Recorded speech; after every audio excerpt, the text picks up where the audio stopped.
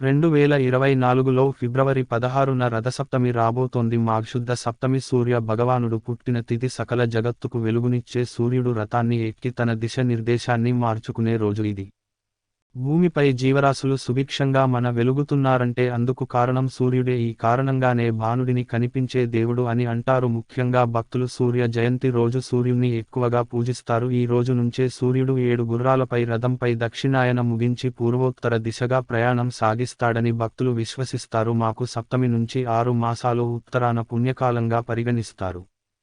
జీవకోటికి చలి తొలగించి నూతన ఉత్తేజాన్ని నింపే సూర్య భగవానుడికి కృతజ్ఞతలు తెలిపే పండుగ రథసప్తమి. రథసప్తమి ముందు రోజు రాత్రి ఉపవాసం ఉండి మర్నాడు ఉదయం సూర్యోదయానికి ముందుగానే నిద్రలేచి స్నానం చేయాలి. స్నానం చేసేటప్పుడు మగవారు 7 జిల్లేడు ఆకులు, ఆడవారు 7 చిక్కుడు ఆకులు తలపై భుజాలపై ఉంచుకుని స్నానం చేయాలి. అలా స్నానం చేసేటప్పుడు సప్త అశ్వములు గల ఓ సప్తమి, నీవు సకల భూతములకు లోకములకు జననివి, సూర్యునికి తల్లివైన నీకు నమస్కారము అని ఒక నమస్కారం చేసుకోవాలి. రథసప్తమి రోజు ఆలయంలో విశేష పూజలు జరుగుతాయి. రథసప్తమి అంటే సూర్యభగవానుడి పుట్టినరోజు. సూర్యుడు 7 అశ్వాలతో కూడిన రథాన్ని అధిరోహించి వస్తాడన్నది మనకు తెలిసిందే. మనవంతర ప్రారంభంలో మాఘశుద్ధ సప్తమినాడు సూర్యుడు తొలిసారి ప్రధాని అధిరోహించి భూమిపై అవతరించాడు. అందుకే రథసప్తమిని పూజ్యమైన రోజుగా భావిస్తారు. సూర్యుడే లేకపోతే లోకమంతా చీకటి మయంగా ఉంటుంది. సూర్య భగవానుణ్ణి ప్రసన్నం చేసుకోవడానికి ఈ ప్రత్యేక దినాన ఆదిత్య హృదయం చదువుతూ పూజలు చేయాలి. అయితే ఈ రథసప్తమి రోజు ఆడవారు మర్చిపోకుండా ఈ రంగులో ఉండే చీరను కట్టుకుంటే చాలు, భర్తకు నిండు నూరేళ్ల ఆయుష్షు కలుగుతుంది, డబ్బుకు లోటు అనేది రాదు, దీర్ఘ సుమంగళ యోగం సిద్ధిస్తుంది. మీకు ఉన్న కష్టాలన్నీ కూడా పోయే లక్ష్మీదేవి అనుగ్రహంతో కుబేరులుగా మారిపోతారు. రథసప్తమి రోజు ఈ రంగు దుస్తులు ధరిస్తే సూర్య భగవానుడి అనుగ్రహం పరిపూర్ణంగా సిద్ధిస్తుంది. సంవత్సరమంతా కూడా ఐశ్వర్యానికి లోటు రాకుండా ఉంటుంది. మరి ఇంతకీ రథసప్తమి రోజు ఏ రంగు దుస్తులను ధరించాలి అనే విషయాన్ని ఇప్పుడు మనం ఈ వీడియోలో వివరంగా తెలుసుకుందాము. ఫ్రెండ్స్, అంతకన్నా ముందు ఈ వీడియోకి ఒక లైక్ కొట్టి మా ఛానల్ని సబ్స్క్రైబ్ చేసుకుని మాకు సపోర్ట్ చేయండి, ఎందుకంటే మాకు మీ సపోర్ట్ చాలా అవసరం.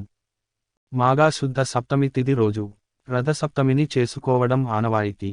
సూర్య దేవాలయంలో అరసరవెల్లిలోని సూర్య దేవాలయంలో రథసప్తమిని పురస్కరించుకొని మహావైభవపీతమైన ఉత్సవం జరుగుతుంది. రథసప్తమి నాడు చేస్తే మరి మంచిది. ఈరోజు ఆవు నేతితో దీపం వెలిగించి సూర్య భగవానుడికి నమస్కరించుకుంటూ నది లేదా చెరువుల్లో వదిలితే మంచిది. సూర్యునికి ఎరటి పూలతో పూజించటం శ్రేష్టం. రవితేజకి రేగిపళ్ళు ఇష్టం కనుక ఈ రోజు రేగిపళ్లను పరమాన్నాన్ని ఆతిథునికి నైవేద్యంగా సమర్పించాలి. ఇతర మాసంలోని సప్తమి తిథులు కన్నా మాఘ మాసంలోనే సప్తమి తిథి చాలా విశిష్టమైనది, ఎందుకంటే స్వామివారి నిజరూప దర్శనం కలిగేది. రథసప్తమి రోజు మనం ప్రత్యక్ష దైవంగా సూర్యభగవానుణ్ణి ఆరాధిస్తాం. నిత్యా దేవతారాధనలో సూర్యోపాసన, సూర్య ఆరాధన ఎంతో ప్రాచీనమైనది. భగవంతుని కార్యాలైన సృష్టి, స్థితి మరియు స్థితికి ప్రధానమైనటువంటి సూర్యుడు ప్రత్యక్షంగా పూజలందుకుంటున్నాడు. సూర్యుడు వర్షాన్నిస్తాడు, శరీరానికి కాంతిని ఇస్తాడు, ప్రపంచాన్ని చూడగల కంటికి వెలుగునిచ్చి అన్నిటిని చూసే శక్తిని ఇస్తాడు, అక్కడ పుట్టే వివిధ క్రిమి కీటకాల ద్వారా వ్యాధులు రానికుండా రక్షిస్తాడు. సూర్యుడు ఆరోగ్య ప్రదాత, అర్జ్యం ఇస్తే చాలు అష్టైశ్వర్యాలను ప్రసాదిస్తాడు. ఉత్తరాయణ పుణ్యకాలంలో సూర్యుని గమనం దక్షిణ దిశము నుండి ఉత్తర దిశకు మారే పర్వదినమే రథసప్తమి నాటి బ్రహ్మ ముహూర్తంలో ప్రముఖ నక్షత్రాలన్నీ ప్రధాన కారణంలో అమరి ఉండి సూర్య రథాన్ని తలపిస్తాయని ప్రతిది రోజు నుండి సూర్యుడికి భూమి దగ్గరవటం ప్రారంభిస్తుంది. భానుడి శక్తి భూమికి పుష్కలంగా లభించడం మొదలవుతుంది. సూర్య ఆరాధన వలన విజ్ఞానము, సద్గుణం, వర్చస్సు, విజ్ఞానం, దానం, శారీరక బలం కలగడమే కాక సర్వపాపాలు తొలగిపోతాయి. వాత, పిత్త, కుష్టి వంటి వ్యాధులకు సైతం విముక్తి లభిస్తుందని వేదోక్తి. ఇక ఎంతో పవిత్రమైన రథసప్తమి రోజు ఆడవారు ఎరుపు లేదా ఆరెంజ్ లేదా పింక్ కలర్లో ఉండే చీరలు కట్టుకుంటే చాలా మంచిది. ఈరోజు ఆడవారు ఈ రంగులో ఉండే చీరను కట్టుకుంటే భర్తకు నిండు నూరేళ్ల ఆయుష్షు కలుగుతుంది, ధనానికి లోటు రాదు, లక్ష్మీదేవి అనుగ్రహం మరియు సూర్య భగవానుడి అనుగ్రహం కూడా లభిస్తుంది. సంవత్సరం అంతా దేనికి లోటు రాకుండా ఉంటుంది. చీర అనే కాదు, డ్రెస్సులు వేసుకునే వారు కూడా ఈ రథసప్తమి రోజు ఈ రంగులో ఉండేవి వేసుకుంటే మంచిది. ఆడవారమే కాదు, మగవారు, పిల్లలు, పెద్దలు అందరూ కూడా ఈ రథసప్తమి రోజు రెడ్ లేదా ఆరెంజ్ లేదా పింక్ కలర్లో ఉండే దుస్తులు ధరిస్తే చాలా మంచి జరుగుతుంది, సంవత్సరం అంతా కలిసి వస్తుంది. ఇంకొక ముఖ్య విషయానికి ఏమిటి అంటే ఈరోజు ఎట్టి పరిస్థితుల్లోనూ కూడా బ్లాక్ కలర్లో ఉండే దుస్తులు మాత్రం ధరించవద్దు. దాని వలన సంవత్సరం అంతా కష్టాలు ఎదురవుతాయి కాబట్టి అందరూ కూడా రథసప్తమి రోజు గుర్తుపెట్టుకుని ఈ రంగులో ఉండే దుస్తులను ధరించి సంవత్సరమంతా సూర్య అనుగ్రహంతో ఆరోగ్యంగా ఆనందంగా జీవించండి. సూర్యగ్రహణంతో సమానమైన పుణ్యాన్ని ఇచ్చేది రథసప్తమి. ఈ రోజు స్నానం అనంతరం జిల్లేడు రేగు గరిక అక్షింతలు చందనాలు కలిపిన నీటితో గాని పాలతో గాని రాగి చెంబుగుండా జలాన్ని ఆద్యం ఇవ్వటం శ్రేష్టం. ఈరోజు సూర్యుని ముందు కొత్త గిన్నెలో పాలు పొంగిస్తారు. ఇలా చేస్తే ఆ ఇంట సంతోషము సౌభాగ్యము ఐశ్వర్యము పొంగిపోర్లు నమ్ముతూ ఉంటారు. ఆ తర్వాత సూర్యుని ఎదురుగా పాయసాన్ని చేసే చిక్కుడు ఆకులతో నివేదన చేస్తారు. ఎర్రచందనము ఎర్రని ఆకులు ఎర్రని పువ్వులతో సూర్యుని పూజిస్తే ఆయురారోగ్యము సంతానము కలుగుతుందని ప్రతిది. పవిత్రమైన రోజున గురువుల నుండి ఈ మంత్రపదేశం పొందిన స్త్రీలు కొత్త నోముల ప్రారంభించిన విశేష ఫలితాలు వస్తాయని ప్రతిదీ సూర్యుడు ఉదయించడానికి 48 నిమిషాల ముందు సూర్యుని మందేహులనే రాక్షసులు ప్రయాణించకుండా అడ్డుకుంటారు. ఆ సమయంలో ఎవరు సూర్యుని బలం పెరగడానికి ఆతిథ్య హృదయం సంధ్యావందనం లేక సూర్య ఆరాధన చేయటం ఇవేమీ చేయలేని వారు 4 దోసెడులతో నీరు వదిలే నమస్కారం చేసుకుంటారు. వారికి సూర్యుని అనుగ్రహం విశేషంగా లభిస్తుంది. ఎందుకంటే సూర్యుడు నమస్కారం ప్రియుడు. పూజలు ఏమీ అవసరం లేదు. భక్తి శ్రద్ధలతో ఆయనకు నమస్కరిస్తే చాలు ఆయన అనుగ్రహాన్ని కురిపిస్తాడు. కనుక రథసప్తమి రోజు అందరూ కూడా ఈ నియమాలు పాటించే సూర్య భగవానుని అనుగ్రహాన్ని పొంది ఆయన ఆరోగ్యాలతో జీవించండి. రథసప్తమికి చిక్కుడుకాయలతో రథం తయారు చేస్తారు.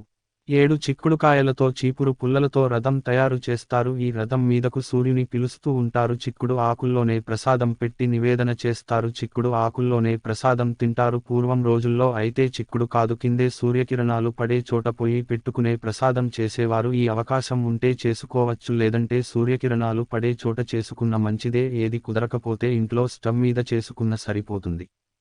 వండే ఆహారానికి ఎండ తగిలితే వచ్చే ఆరోగ్యం వేరు. దీనిని ఓపెన్ కుకింగ్ అంటారు. పూర్వం ఓపెన్ కుకింగ్ ప్రచారంలో ఉండేది కాబట్టి రథసప్తమి రోజు కుదిరితే ఎండపడే చోట పాయసం తయారు చేసుకోండి. అప్పుడు ఆ పాయసం మరింత అమృతతుల్యం అవుతుంది. ముందు పాలు పొంగించి పొంగుతున్న పాలల్లో బియ్యాన్ని వేయాలి. కడిగిన బియ్యం పక్కన పెట్టుకుని ఆ బియ్యాన్ని 3 సార్లు వేసేవారు. కొంతమంది బియ్యాన్ని కడకుండా నెయ్యి రాసి వేసేవారు. ఇంకొంతమంది ఎవరి అలవాటును బట్టి వారు పాయసం చేసుకుంటూ ఉంటారు. పొంగిన పాలను సూర్యనారాయణమూర్తికి చూపించే నమస్కారం చేసుకునే బియ్యం వేయాలి. ఇందులో కిస్మిస్లు జీడిపప్పు ఏమీ వేయకూడదు. పాలతో బియ్యాన్ని ఉడికించి ఆ పాల పాయసాన్ని సూర్యుడికి సమర్పించాలి. చక్కగా ఎక్కడైనా సరే అలికి ముగ్గు వేసి కుంపటి తయారు చేసుకుని పాయసం వండాలి. పద్మాల ముగ్గు వేసి చిక్కుడుకాయ రథం నుంచి అందులోనికి సూర్యనారాయణ మూర్తిని ఆవాహన చేసే ప్రసాదాన్ని పెట్టాలి. అయితే ఉడికే పాయసంలో కొన్ని ప్రాంతాల వారు చిక్కుడు గింజలు వేస్తారు. ఒక వెండి పళ్ళెంలో చిక్కుడు ఆకులు పరిచే దాని మీద వేడి వేడి పాయసం వేసి నివేదన చేసుకోవచ్చు. వేడి పాయసం చిక్కుడు ఆకు మీద పడగానే దానిలోనే రసంలోనికి వచ్చేస్తుంది. చిక్కుడులోని ఔషధాలు బయటకు వస్తాయి. మనం ఎప్పుడో చిక్కుడుకాయలు తింటూ ఉంటాం కానీ చిక్కుడు ఆకుల గురించి పట్టించుకోము. చిక్కుడు ఆకులలోని ఔషధాలు శరీరానికి అందడానికి పెద్దలు ఏర్పాటు చేసిన పద్ధతి ఇది. చిక్కుడు ఆకుల్లో పెట్టిన నైవేద్యం చాలా బాగుంటుంది. దీని వలన ఆరోగ్యం సిద్ధిస్తుంది. జీవితానికి నియమబద్ధమైన జీవన విధానం అలవాటు అవుతుంది. ఇంట్లో ఆనవాయితీ లేకపోయినా రథసప్తమి పూజ ఎవరైనా సరే చేసుకోవచ్చు.